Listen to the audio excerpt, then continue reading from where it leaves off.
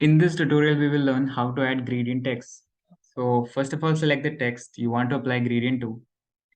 Click on the setting icon to open the settings for that particular text. Scroll down, you will see an ID attribute section over here. Click on copy that ID of that particular heading. Now open page settings by clicking on the settings button. Scroll down, you will see a edit footer code button. Click on that, a new window will pop up. Here you will write the custom CSS code for various elements in your website. So inside this style tag, you can write custom CSS code by targeting different selectors. So write the hash symbol and followed by copy the ID you copied, followed by curly braces.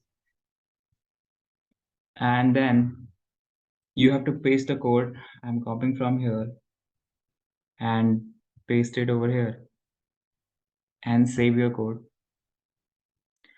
Now click on the Save Changes button to apply changes and then preview it, and you will see that the gradient is applied now. You can also tweak the colors by here you can change it to FBB 800 and this will apply this yellow color. Again save changes and you preview, and then this yellow color is applied.